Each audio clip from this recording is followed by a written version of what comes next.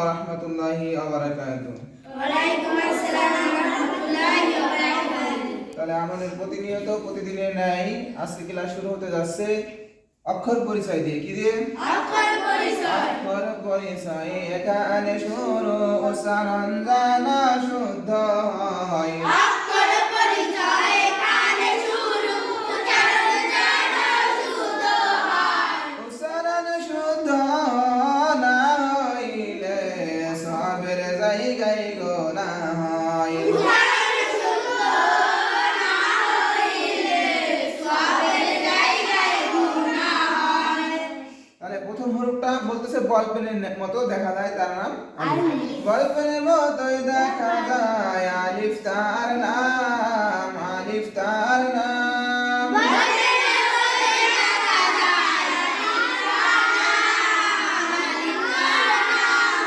বল পেনে যদি না থাকে খাড়া দাগের নিচের দিকে ডানে টান, আলিফ তার নাম, আলিফ তার নাম।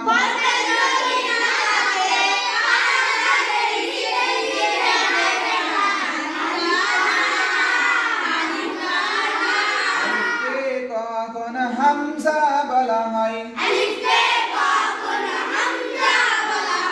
হারকাত তানবিন সুকুন থাকলে আলিফকে তখন হামজা বলা হয়।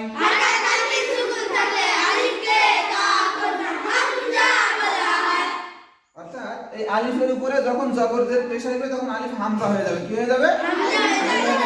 হামজা। উচ্চারণ কেমন হবে? হামজা হলকের শুরু হতে শক্তভাবে আদায় হবে। হামজা জবর আ, হামজা জের ই, হামজা পেশ ও, আ ই উ। তাহলে আমরা আলিফ চিনেছি? আলিফ চিনতে আর কোনো সমস্যা আছে? নাই। এবার 2 নম্বর হলো দাদুর লাঠির মতোই দেখা যায়।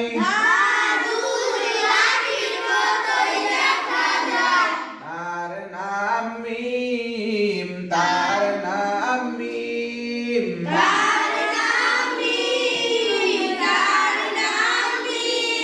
দাদুর লাঠি যদি না থাকে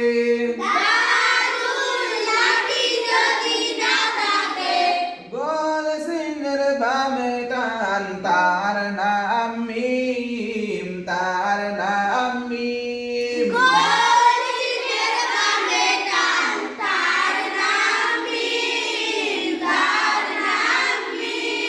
তাহলে গোল সিনের বামে টান হলে তার নাম হবে কি? মিম। এই দাদুর লাঠির মতো দেখা যায়, তার নাম তো মিম আছে। এই দাদুর লাঠি অর্থাৎ এই বড় মিম এইটা তার কোরআনে থাকবে না, থাকবে ছোট মিম। কি মিম? হয়তো বড় মিম মাঝে মাঝে থাকতে পারে, কিন্তু সব সময় তার বড় মিম পাওয়া যাবে না। যাবে? তাই বলতেছে দাদুর লাঠি যদি না থাকে গোল চিহ্নের বামে টান। গোল চিহ্নের কোথায় টান? গোল চিহ্নের বামে টান, তার নাম মিম। এবার আসি 3 নম্বর হরফ। মাছ ধরা বড়শির মতোই দেখা যায়, তার নাম লাম, তার নাম লাম। মাছ ধরা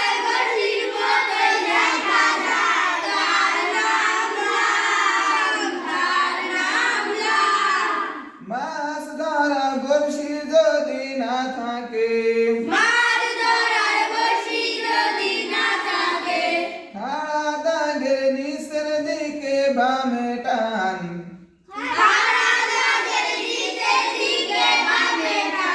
অথবা খাড়া দাগের নিচের দিকে ডানে বামে 2 দিকে টান, তার নাম লাম, তার নাম লাম।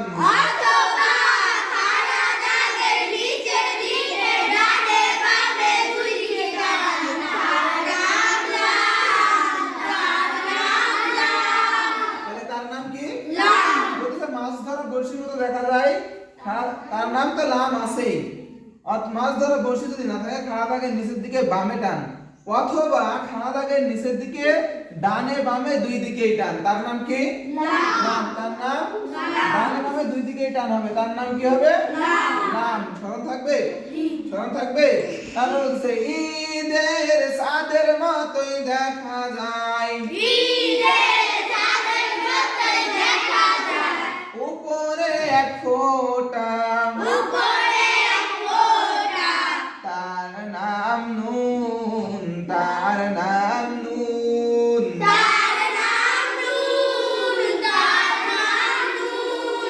ঈদের চাঁদ যদি না থাকে একটি আলের উপরে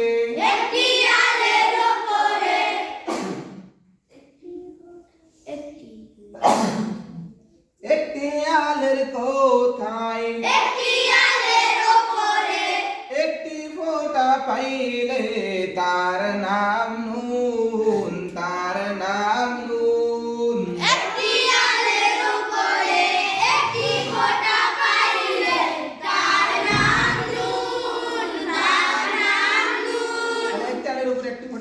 নাম কি মাছ ধরা নৌকার মতোই দেখা যায় নিচে এক ফোঁটা তার নাম বা তার নাম বা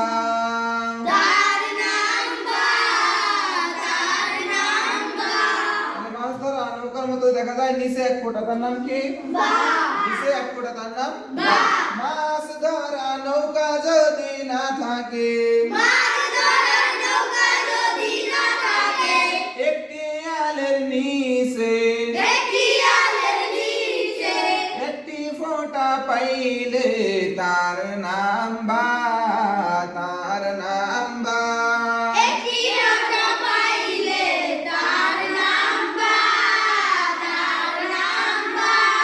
এক ছন্দ মাছ ধরা নৌকার মতোই দেখা যায় উপরে দুই ফোঁটা তার নাম তা তার নাম তা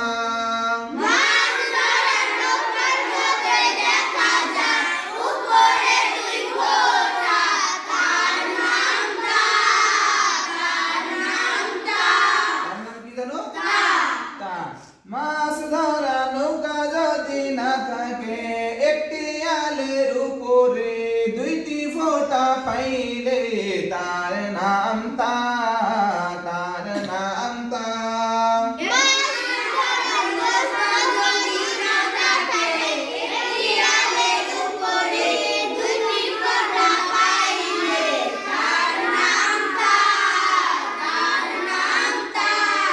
সাত নম্বরে মাছ ধরা নৌকার মতোই দেখা যায় উপরে তিন ফোঁটা তার নাম হা তার নাম হা মাছ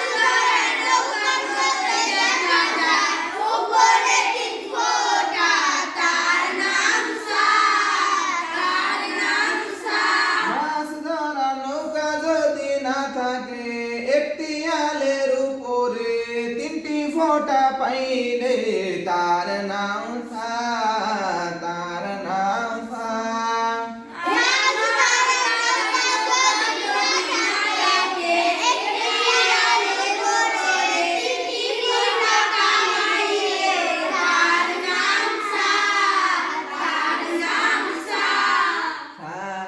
উচ্চারণ কেমন হবে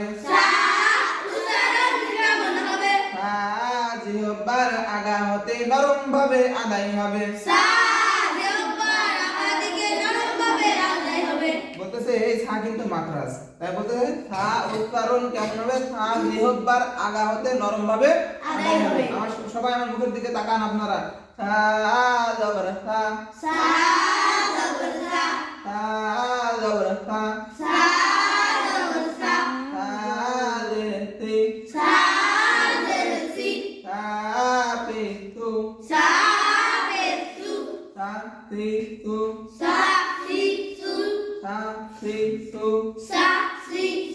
যদি বলি সা সি সু তাহলে ভুল হবে এটা নরম ভাবে আদায় হবে কিভাবে নরম ভাবে আদায় হবে তাহলে আমরা 7টা হরফ শিখলাম আল্লাহ তাআলা আমাদেরকে বাকি হরফগুলো যে বাকি যে 22টা হরফ রয়েছে শিক্ষা করার মতন তৌফিক দান করুন আল্লাহুম্মা আমিন আজকের মতন এই পর্যন্ত আজকের ক্লাস আসসালামু আলাইকুম ওয়া রাহমাতুল্লাহি ওয়া বারাকাতুহু